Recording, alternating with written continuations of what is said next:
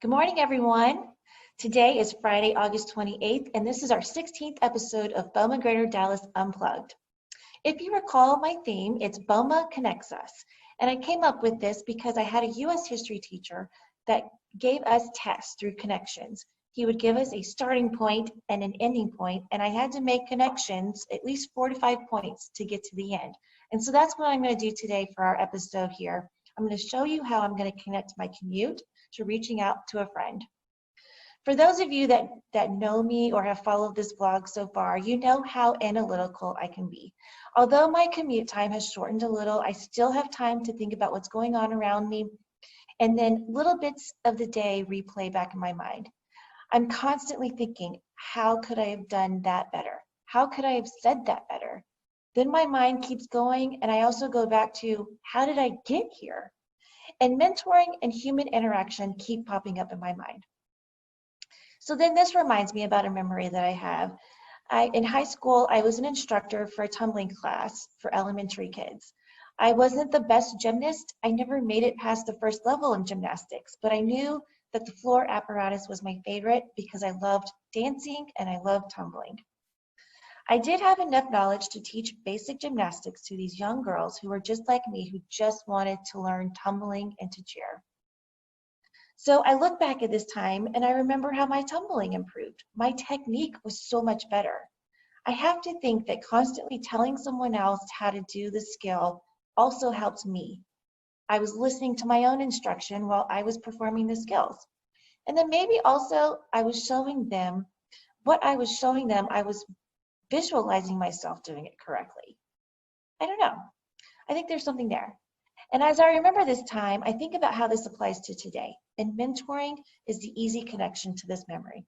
For me, having a mentor has helped me excel in my career. I'm the type of person to just sit back and observe and then see how others are reacting to a situation. Because then I can kind of see how they did it and see how I can do it in my own way.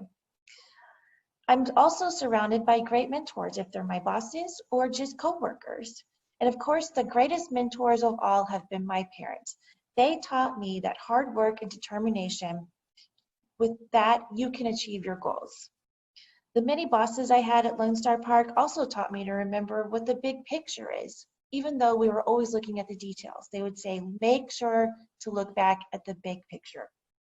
They also taught me to not take things personally and to also learn from my mistakes, which ultimately I look back at the constructive criticism I would get if it was in sports, dance, cheerleading, whatever it was, but I knew that it was making me be a better person. I remember my first boss saying to me, by experiencing this, I hope that it helps you know what type of leader that you want to be and how you want to treat your employees. And so the skills I learned from them gave me a great foundation for my career. Then coming into the commercial real estate industry and finding BOMA, I found many other opportunities to learn and listen to others as well. It's like a puzzle. Every human interaction I come across provides me with a piece of the puzzle of who I am and who I want to be, who I continue to strive to be. And that's the best colleague to an employee and to be the best leader in this industry. And then I get to human interaction. Here we are in the middle of a pandemic, and some of us are seeing our friends and family in person, and some of us are not. I've read articles in LinkedIn that say that virtual contact is difficult. Of course it is. We're humans. We like human interaction. We like to be in person. But it is us making lemonade out of lemons. As we continue to be virtual, I can only hope that others are trying their best to make the best out of what this is. Yes, you cannot replace that connection you get with someone when you see them, when you run into them in the hallway. You don't have those impromptu conversations or brainstorming sessions when you happen to see each other in the break room. This pandemic is making us get up and make that connection.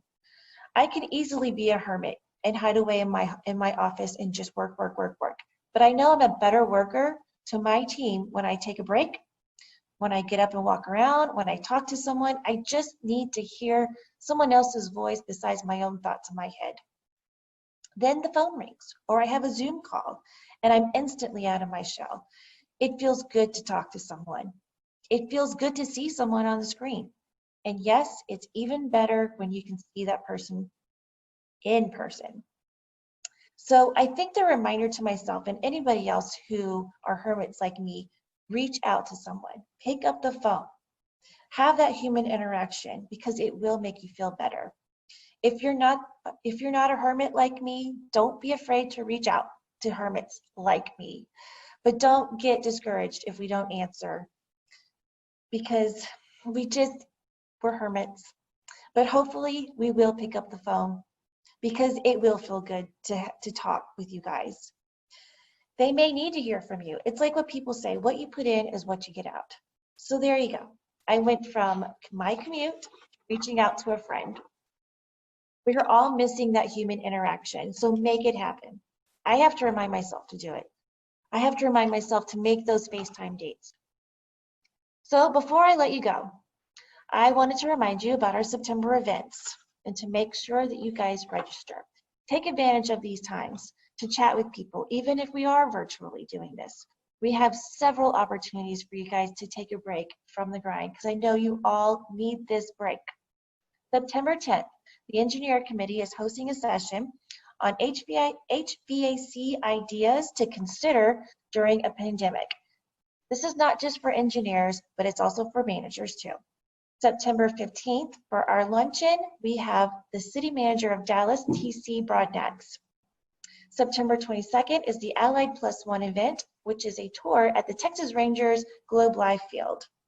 September 28th is the golf tournament, which is being held at Brookhaven Country Club, and we just opened up the number of teams. We've increased it to 40, so make sure you guys get on and get your teams today. Lastly, I wanted to congratulate a few people for their accomplishments at the annual Sporting Clays tournament last Friday. Amber Stugart won the Best Female Shooter with a score of 68. Ron Britton won Best Male Shooter with a score of 97. And in the non-competitive bracket, in third place, we had Blackman Mooring and BMS Cat with a score of 278. Second place was Select Commercial Services with a score of 294. And first place went to Chaparral Glass Company with a score of 296. In the competitive bracket, we had Air Performance Service placed third place with a score of 333. And second place was United Protective Services with a score of 343. And then in first place was Master Construction and Engineering, and their score was 350. Congratulations, guys. Huge kudos to our networking committee for making this event happen. I've heard nothing but great comments from this event. I know I had a lot of fun at the luncheon. That's it for this week. Next Friday, I hear it's dove season. So I hope you all enjoy yourselves. And it's also Labor Day weekend. We are almost there, almost to our 3-day weekend. So stay safe, stay strong, and keep up the good work, guys. Have a good one.